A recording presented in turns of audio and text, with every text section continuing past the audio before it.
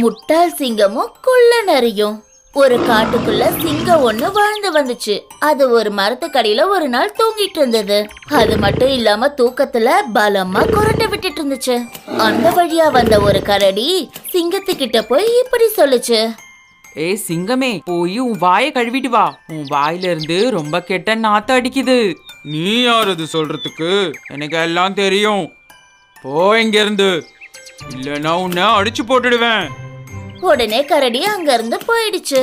அப்ப அந்த சிங்கம் காட்டுக்குள்ள இருந்த எல்லா விலங்குகளையும், நரி, முயல், ஆடு எல்லாத்தையும் வர வச்சு சிங்கம் முதல்ல ஆட்டுக்கிட்ட இப்படி கேட்டுச்சு. என்ன ஆடு, என்ன என் வாயில இருந்து என்ன நாத்தம் வருதா?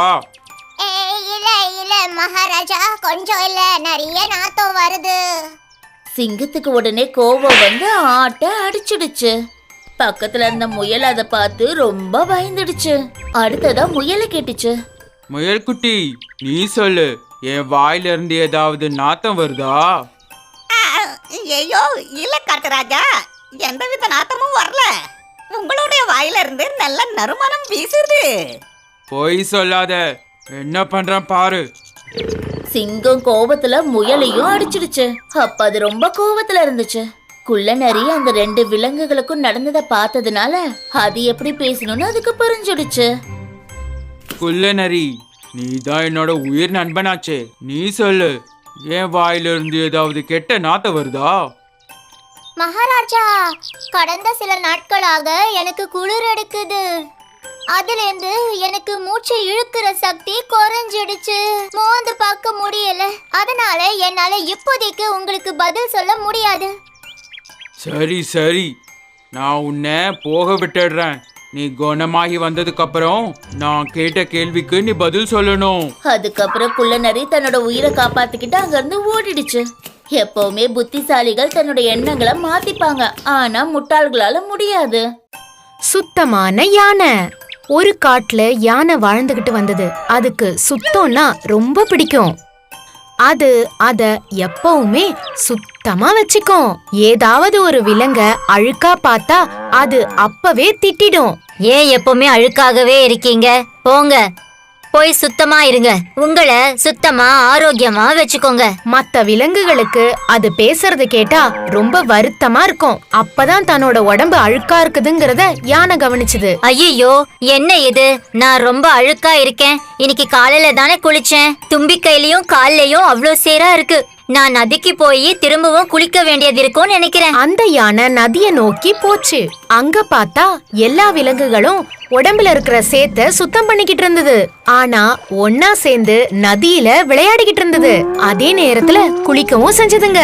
அப்ப முதல்ல யானைய பார்த்து கூப்பிட்டுச்சு. யானாச்சி, வாங்க வாங்க, நீங்களும் இந்த நதியில எங்களோட சேர்ந்து குளிங்க. ரொம்ப ஜாலியா இருக்கும். இல்ல, நான் உங்களோட எல்லாம் சேர்ந்து குளிக்க மாட்டேன். நீங்கெல்லாம் ஒண்ணு சேர்ந்து எல்லா தண்ணியையும் அழுக்காக்கிட்டீங்க. நான் உங்களோட சேர்ந்து குளிச்சேன்னா இதை விட நான் இன்னும் ரொம்ப அழுக்காயிடுவேன். சரி சரி, வேற எங்கேயாவது போ. அப்போ யானை அங்க இருந்து கொஞ்ச தூரம் போச்சு. இன்னொரு குட்டைய நோக்கி நடந்துச்சு. அங்க தவளையும் மீனும் தன்னோட நண்பர்களோட குளிச்சுக்கிட்டு இருந்தது. என்னடா இது வம்பா போச்சு? எங்க பார்த்தாலும் எல்லா விலங்குகளும் ஒன்னா குளிச்சுக்கிட்டு இருக்கு. என்ன பண்றது? இனி வேற வழியே இல்ல. நானும் இவங்களோட குளிச்சுதான் ஆகணும் போல இருக்கு. இதுக்கு மேல என்னால அழுக்கா இருக்க முடியாது. என்ன, நானும் இறங்கி உங்க கூட குளிக்கலாமா? தவளை கிட்ட யானை கேட்டுச்சு. வா வா, கண்டிப்பா வா, எங்களுக்கு ரொம்ப சந்தோஷமா இருக்கும். ச்சே, நான் உங்க எல்லாரையும் ரொம்ப தப்பா பேசிட்டேன். ஆனாலும் நீங்க எல்லாருமே என்ன குளிக்க வான்னு கூப்பிடுறீங்க. என்ன நீங்க மன்னிக்கணும். நான் செஞ்சதை நினைச்சா எனக்கே ரொம்ப வெக்கமா இருக்கு. அட, இந்த தண்ணில ரொம்ப ரொம்ப ஜாலியா இருக்கே. யானைக்கு எல்லா விலங்குகளும் சேர்ந்து குளிச்சா நல்லா இருக்கும்னு புரிஞ்சுது. அட, நான் என்ன நினைச்சேன்னா வெளியில நான் தனியா இருக்கும் போதுதான் நல்லா இருக்கும்னு இல்ல நினைச்சிட்டு இருந்தேன். ஆனா உங்க எல்லாரோடையும் ஒன்னா குளிக்கிறது ரொம்ப ரொம்ப ஜாலியா இருக்கே. உங்க எல்லாருக்குமே ரொம்ப ரொம்ப நன்றி. எல்லா விலங்குகளுமே யானைய மகிழ்ச்சியோட வரவேற்றாங்க. யானை ரொம்ப ஜாலியா அவங்களோட குளிச்சுது. திரும்பவும் பழையபடி அது சுத்தமாயிடுச்சு. பேராசை பிடித்த பட்டாம்பூச்சி. ஒரு தோட்டத்துல 2 பட்டாம்பூச்சி ஒன்னா வாழ்ந்து வந்தது. தோட்டத்துக்கு பக்கத்துல ஒரு சின்ன மரம் இருந்தது. அந்த மரத்துல தான் 2ம் வாழ்ந்து வந்தது. 2ம் பேராசை பிடிச்சது. அது குளிர்காலமா இருந்ததுனால குளிர்காத்து அடிச்சுக்கிட்டு இருந்தது. சோனோ பட்டாம்பூச்சி மோனோ பட்டாம்பூச்சி கிட்ட சொல்லுச்சு, இதோ பாரு மோனா, எனக்கு ரொம்ப குளிருது. நீ வெளியில போய் 3-4 பூ எடுத்துட்டு வாயே. எனக்கு வெளியில போறதுக்கு சுத்தமா பிடிக்கவே இல்ல. போ மோனா, போய் கொஞ்சம் பூக்கள் எடுத்துட்டு வா. நான் ஏன் போகணும்? உனக்கும் தானே சாப்பிடணும்னு தோணுது. நீ தான் போய. வெளியில ரொம்ப குளிருது. எனக்கு வெளியில போறதுக்கு சுத்தமா பிடிக்கவே இல்ல. எனக்கு பசி கூட எடுக்கல. 2ம் இந்த மாதிரியே வாக்குவாதம் பண்ணிக்கிட்டே இருந்தது. ஆனா 2ம் பறந்து வெளியே போக தயாராவே இல்ல. திடீர்னு இன்னும் வேகமா காத்தடிக்க ஆரம்பிச்சது. அதுக்கப்புறம் அதுங்க குளிர்ல நடுங்க ஆரம்பிச்சிடுச்சு. ஐயோ, என்னது இது? ஏன் இப்படி குளிருது? சீக்கிரம் ஏதாவது பண்ண, இல்லனா காத்து உள்ள வந்து புகுதுக்கும். நாமளும் செத்து போயிடுவோம்.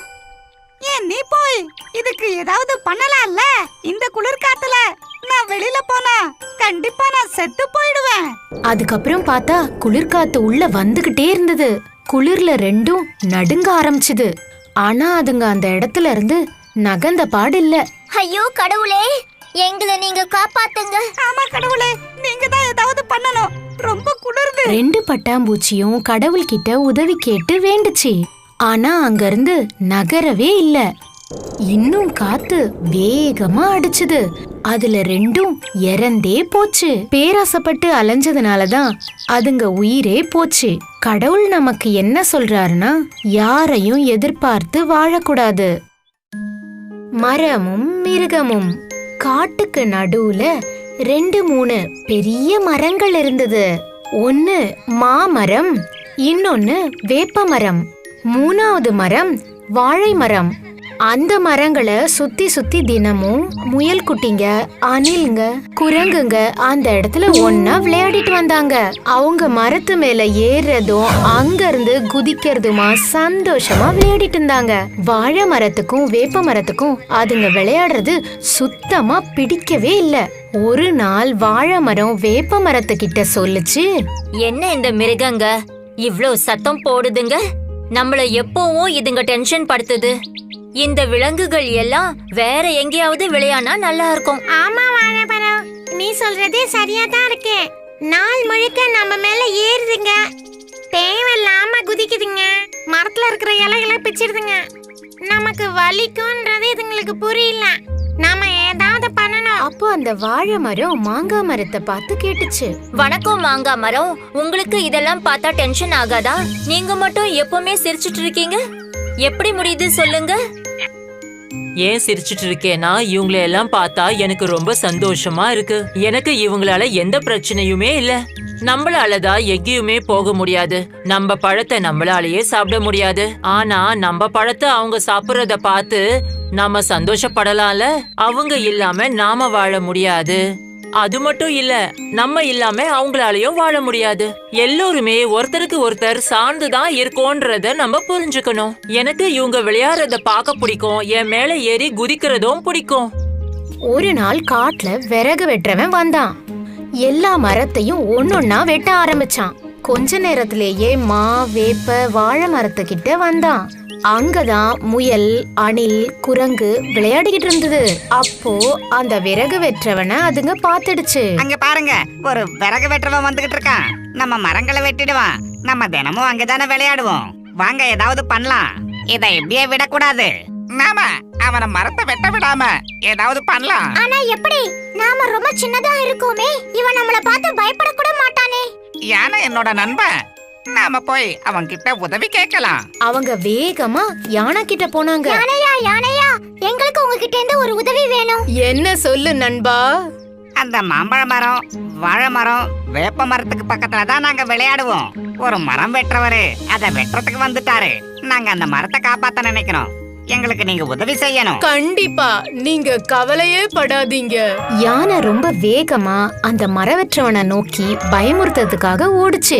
யானைய பார்த்து மரவெற்றவன் பயந்து ஓடி போயிட்டான். முயல் குட்டி, அணில் குட்டி, குரங்கு 3 சந்தோஷப்பட்டுச்சு. அதுக்கப்புறம் திரும்ப விளையாட ஆரம்பிச்சிடுச்சு. அவங்களோட நண்பன் யானைக்கு நன்றி சொல்லுச்சுங்க.